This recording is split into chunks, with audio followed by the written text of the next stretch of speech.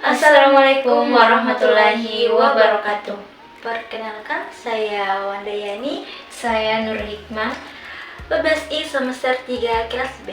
Pada kesempatan kali ini, kami akan mempresentasikan hasil resensi kritis dari 5 artikel yang membahas tentang teori belajar, yaitu teori behavioristik, kognitistik, konstruktivisme, humanistik, dan konseptual.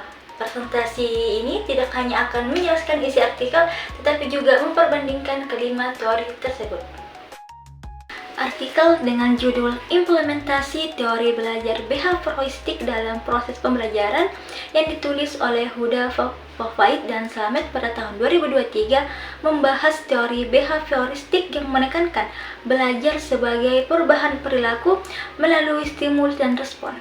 Penerapannya membentuk kebiasaan belajar, memastikan pemahaman seragam, dan meningkatkan kualitas pembelajaran, terutama pada pendidikan dasar yang membutuhkan pendekatan konkret dan terukur.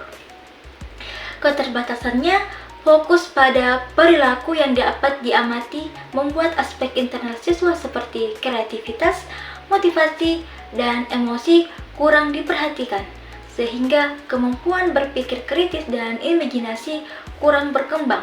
Meski begitu, teori ini tetap memberi struktur jelas dalam pembelajaran dengan guru berperan mengelola kelas, memberi latihan, dan mengevaluasi hasil belajar secara objektif, serta sebaiknya dipadukan dengan pendekatan lain untuk memperhatikan keberagaman siswa.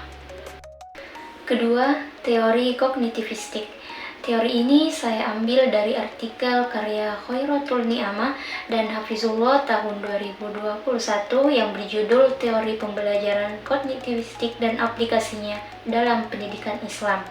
Artikel ini menjelaskan bahwa kognitivisme memandang belajar sebagai proses mental aktif di mana siswa membangun pengetahuan melalui interaksi dengan lingkungannya. Beberapa tokoh yang dibahas antara lain Brunner dengan discovery learning, Ausubel dengan meaningful learning, serta Gagne dengan pemrosesan informasi dan tahapan belajar. Dalam pendidikan agama Islam, contohnya pada pembelajaran huruf hijaiyah, siswa tidak hanya menghafal tapi diarahkan untuk memahami konsep, menulis ulang, dan berpikir kritis. Namun, artikel ini memiliki keterbatasan karena masih berbasis studi kepustakaan dan analisisnya deskriptif dengan contoh penerapan yang terbatas. Meski demikian, artikel ini menegaskan bahwa kognitivisme memberi dasar yang kuat bagi guru untuk menjadi fasilitator sehingga pembelajaran lebih bermakna, kritis, dan sesuai dengan tujuan pendidikan Islam. Artikel yang ketiga dengan judul Constructivism Learning Theory Paradigma for Teaching and Learning yang ditulis oleh Dr. Steve pada tahun 2015 menjelaskan bahwa dalam konstruktivisme, siswa adalah agen aktif yang membangun pengetahuan dari pengalaman mereka. Guru bukan sekedar pengajar, tetapi fasilitator yang memandu refleksi, kolaborasi, dan pembelajaran autentik. Kelas konstruktivisme mendorong berpikir kritis, partisipasi aktif, keterampilan sosial, serta kemampuan menerapkan pengetahuan dalam dunia nyata. Meskipun artikel ini bersifat konseptual dan minim data empiris, prinsip-prinsip yang dibahas memberikan panduan praktis bagi guru untuk menciptakan pembelajaran berpusat pada siswa yang interaktif, bermakna, dan mempersiapkan mereka menjadi pembelajar mandiri. Keempat, teori humanistik. Dalam artikel berjudul Penerapan Teori Belajar Humanistik pada Pembelajaran Berdiferensiasi di Sekolah Dasar yang dimuat dalam jurnal Review Pendidikan Dasar menjelaskan bahwa proses belajar harus memanusiakan siswa dengan guru sebagai fasilitator yang membantu mereka mengembangkan potensi serta memahami diri dan lingkungannya.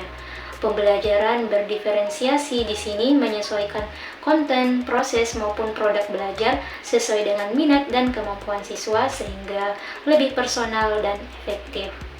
Artikel ini juga relevan dengan kurikulum merdeka karena mendukung pembelajaran yang berpusat pada siswa, kolaboratif, dan bermakna. Meskipun begitu, isi artikel masih lebih bersifat konseptual dan belum banyak dibuktikan secara langsung di lapangan.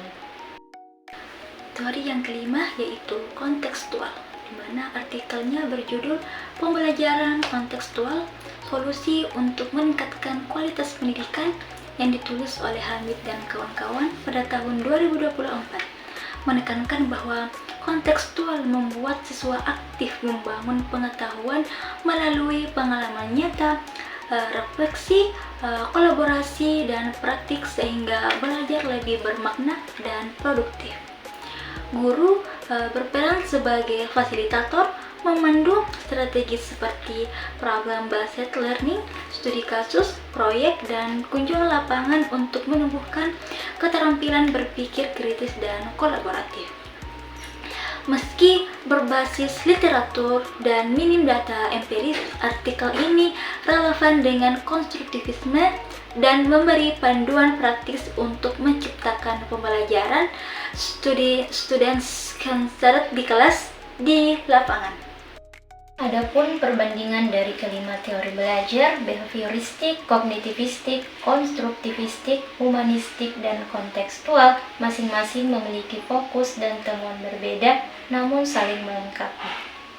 Behavioristik menekankan perubahan perilaku melalui stimulus respon yang efektif membentuk kebiasaan, keteraturan, dan penguasaan materi seragam, tetapi kreativitas dan motivasi siswa kurang berkembang. Kognitivistik menekankan proses mental aktif, siswa membangun pengetahuan melalui pemahaman konsep, discovery learning, dan meaningful learning. Guru sebagai fasilitator dapat menumbuhkan berpikir kritis dan internalisasi nilai moral, meski data empiris masih terbatas. Konstruktivistik menekankan siswa sebagai agen aktif dengan pembelajaran berbasis pengalaman membantu meningkatkan keterampilan berpikir kritis, kolaboratif, dan metakognitif dengan guru memfasilitasi interaksi dan refleksi. Humanistik menekankan pengembangan potensi holistik, penghargaan terhadap keragaman, dan pembelajaran berdiferensiasi yang student-centered. Temuannya penting, siswa lebih termotivasi, mandiri, dan merasa dihargai. Teori kontekstual menekankan pembelajaran bermakna melalui pengalaman nyata, refleksi, kolaborasi, dan praktik, dengan temuan penting berupa kemampuan berpikir kritis, problem solving, dan transfer pengetahuan meningkat, meski implementasi empiris masih terbatas.